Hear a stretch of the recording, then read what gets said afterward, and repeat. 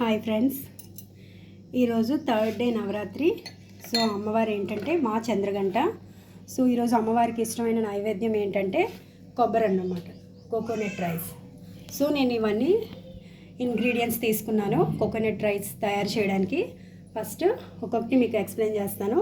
ఇదిగోండి మిరియాలు అండ్ అనాస్ పువ్వు, లవంగి, యాలకులు, దాల్చిన చెక్క అండ్ కోప మొగ్గలు అండ్ బిర్యానీ ఆకు, జీలకర్ర అండ్ జీడిపప్పు కొంచెం తీసుకున్నాను.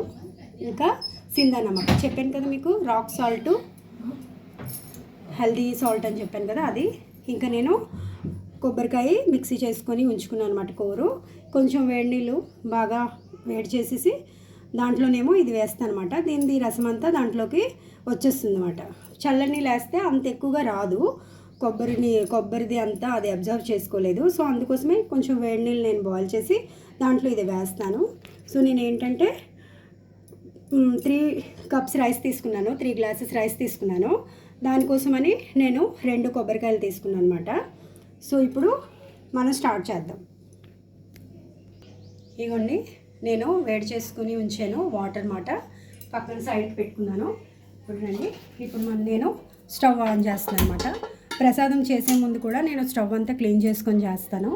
ఎందుకంటే ఏదైనా చిన్నపిల్లలు ఉన్నారు కదా, సో గ్లాసులు అవి ఎంగిల్లో పెట్టేస్తారని భయం. సో ఇగోండి స్టవ్ వెలిగించాను.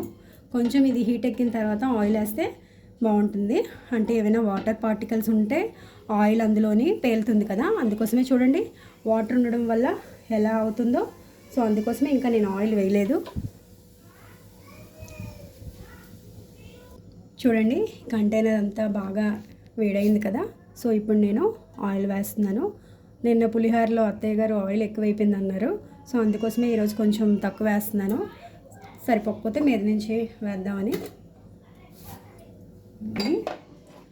ఆయిల్ హీట్ అయింది కదా. సో ఇప్పుడు నేను ఫస్ట్గా బిర్యానీ ఆకు వేస్తున్నాను. నెక్స్ట్ జీలకర్ర వేస్తున్నాను. జీలకర్ర ఎందుకు వేయాలంటే ఇది రిచ్ ఫుడ్ కాబట్టి మనకి బేగా డైజెషన్ అవుతుందని జీలకర్ర వేసుకుంటాం. నెక్స్ట్ ఇగోండి లవంగిలు వేస్తున్నాను. నెక్స్ట్ అనాస్ పువ్వు, నెక్స్ట్ దాల్చిన చెక్క,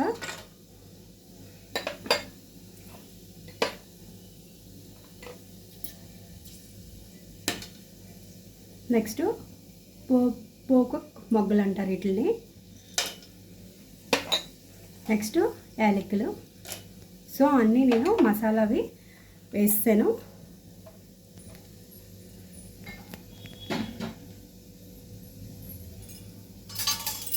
సో ఇప్పుడు నేను ఇవి లైట్గా ఫ్రై చేస్తాను. ఫ్రై చేసిన తర్వాత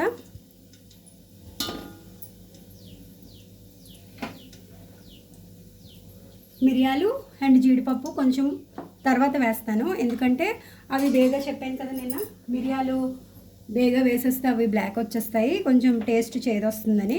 సో అందుకోసమే ఇవి కొంచెం ఫ్రై అయిన తర్వాత నేను జీడిపప్పు వేస్తున్నాను.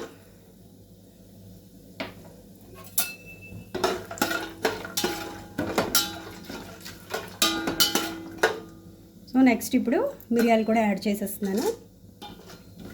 సో ఇవి ఇప్పుడు కొంచెం ఫ్రై అవుతాయి.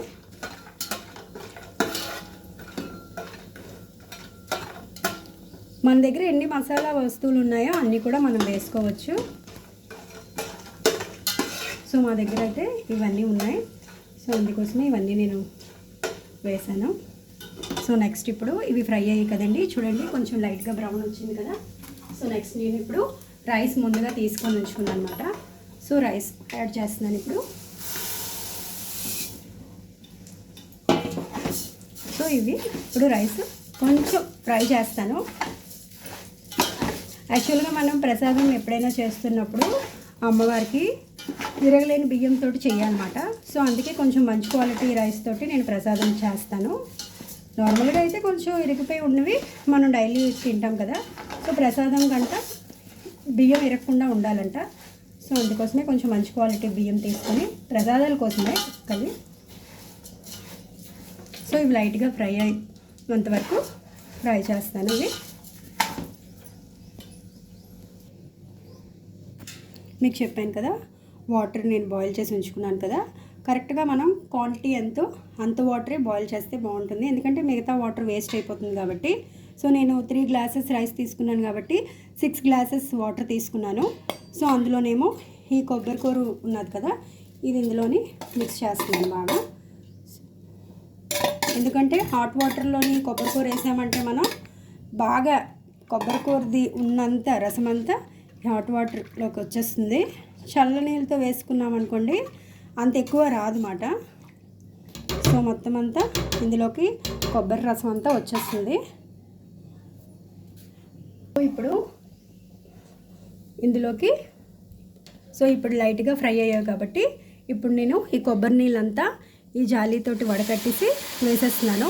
ఎందుకంటే కొలత ప్రకారంగానే నేను వాటర్ తీసుకున్నాను కాబట్టి దాంట్లో కొబ్బరి కూర అంతా వేస్తాను కదా. సో మొత్తం అంతా కొబ్బరి రసం అంతా వాటర్లోకి వచ్చేసింది. సో ఇప్పుడు నేను ఈ వాటర్ అంతా ఈ రైస్ ఫ్రై అయిన రైస్లోని వేస్తాను.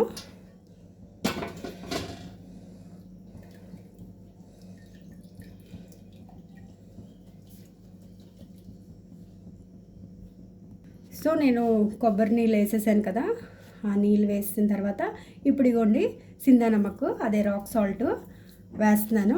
అంజనాకి సరిపోకపోతే దేవుడికి నైవేద్యం తీసిన తర్వాత వేస్తాను. సో ఇప్పుడు 3 స్పూన్స్ అయితే వేసాను.